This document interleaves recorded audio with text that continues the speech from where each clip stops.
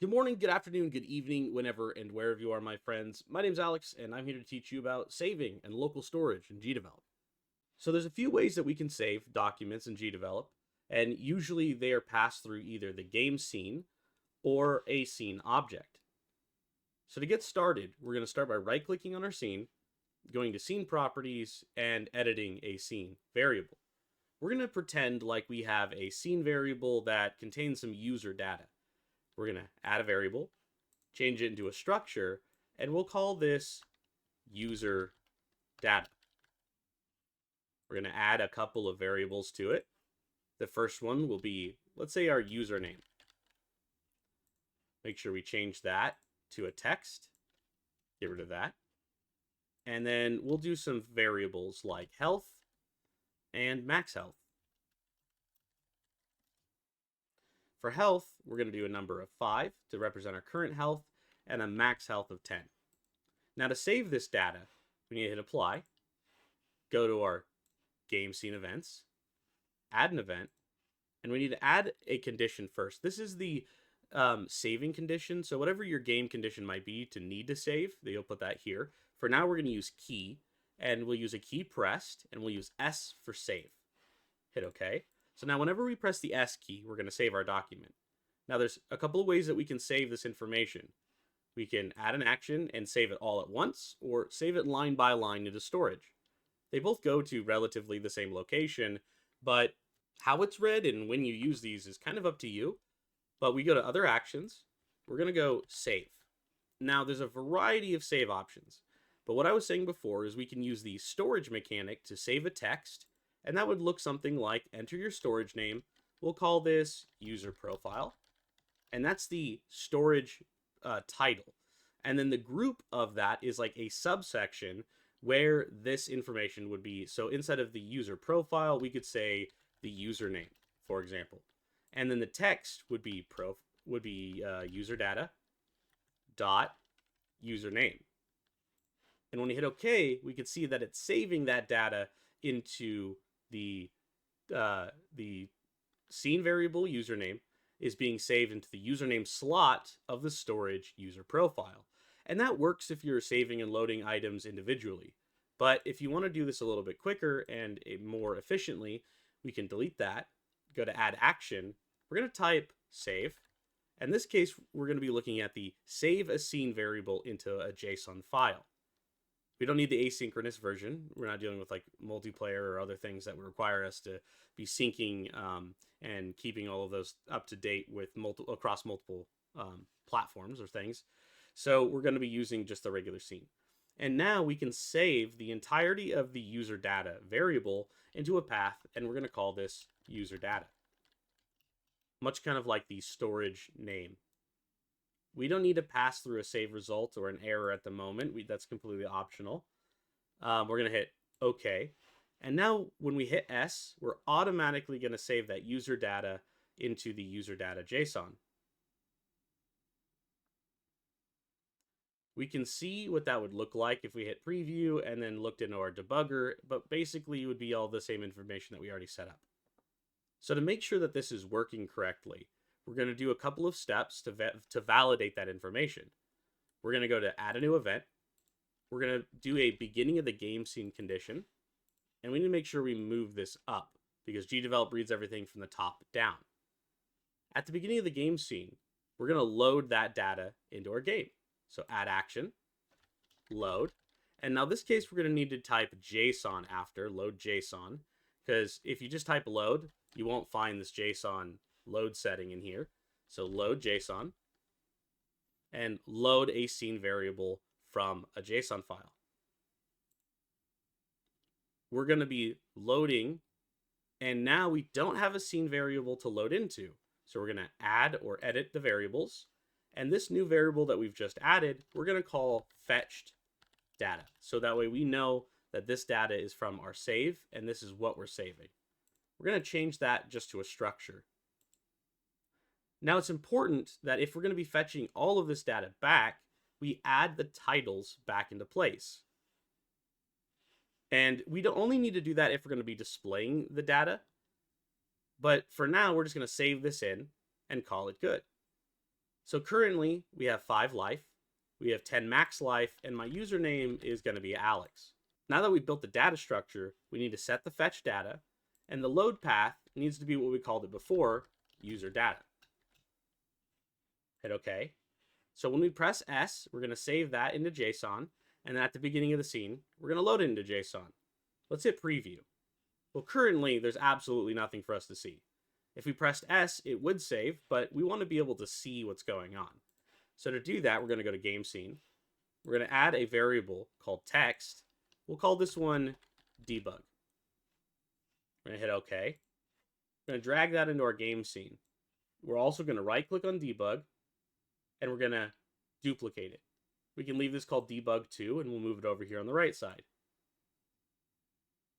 Now, when we go to our game scene, at the beginning of the scene, when we load the data, we want to target the debugger, hit text, and then we're going to be printing a bunch of text. We need to print, so in this case, the user data dot health. Actually, we'll start with username. Username, the plus sign, user data dot health, the plus sign, and user data dot max health. Now each of these are going to print in line, so they'll be straight across the game scene. So we should see Alex, 5, and 10, right? But that's cramped and we don't want it to look like that. So we're going to go back into here. And after each plus sign, we're going to type new line and then wrap it up like this. And we need to make sure that in between each of them, we add another plus sign. So if we just copy this section from plus to plus, wherever there's a plus, we can highlight it and then paste that into its location. And now we'll see that's printing in line. Alex, 5 life, 10 max life. This text over here is empty, which is perfect. That's what we want.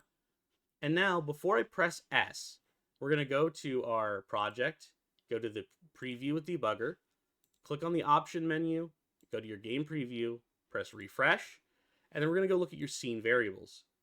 We can see that the user data is a structure, the health is number 5, the max health is 10, and the username is Alex. Fetched data is currently empty.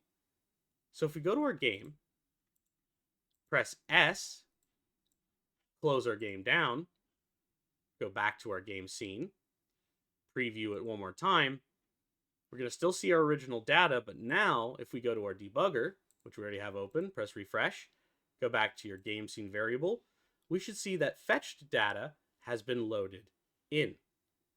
Well, that's wonderful. But if we want to print this, there's a special thing that we have to do. If we want it to be able to show up in the same way, we have to go back to our game scene events. And here, when we copy and paste our debugger, we need to choose debugger 2. Now, if we were to type, instead of user data, something like fetched data and username, we'd be getting an error. And that's because fetched data.username doesn't currently exist. We need to do something called declaration. We need to right click, go to our scene properties again, edit scene variables, and then we need to fetch the data. And inside of the fetch data, we need to add the username. And it needs to be spelled exactly the same. Change that to a text. And it doesn't actually matter what's in here, but we're going to clear it up. We're going to do health. And we'll do max health. These can stay at 0. They're irrelevant. Because when we load the game back in, oops. So then when we press preview to load it back in, we should see that now we're matching our data. You cannot pull data that is not declared inside of the engine. We would need to take fetch data and replace it here.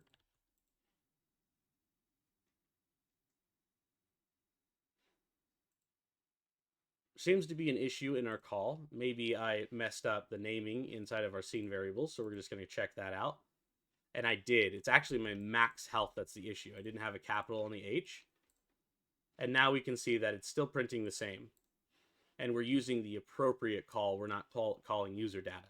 So now we can get rid of our user data, delete it completely, hit preview again, and we can see that we are loading that and it does not require this to be loaded. If we could double check that in our debugger. Nothing's changed here. So preview, go to your debugger, refresh, scene variables, and we can see that it's loaded in. And that's how loading and saving works inside of Gdevelop. Now, if you want to save things a little bit more independently, we're going to add an action, type save a text. We're going to be saving the username. So the profile name is profile, or the storage name is going to be profile. The group is username. And the text that we're looking for is going to be the user data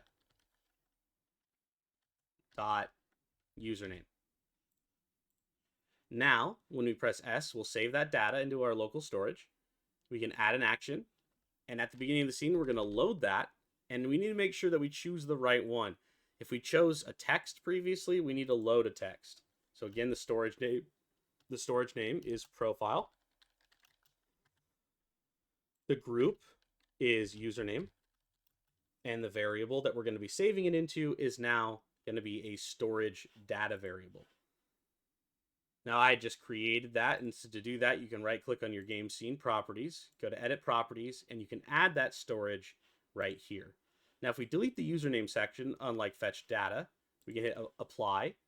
We're going to go ahead and close our project, preview, press S to save, close it back down, hit preview, go to our debugger, refresh, scene variables, and as we scroll down, we should see that Alex has been loaded in as a string. If we want to define each of these things, we need to label them as we previously had, and that's definition. So that's by going back into here and declaring each of those declarations. So now username could go here.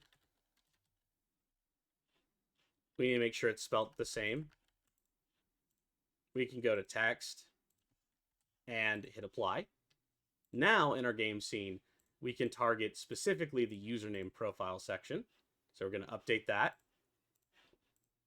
Press S, relaunch our project, go to debugger, refresh, scene variables, and now we can see that the username is being stored correctly.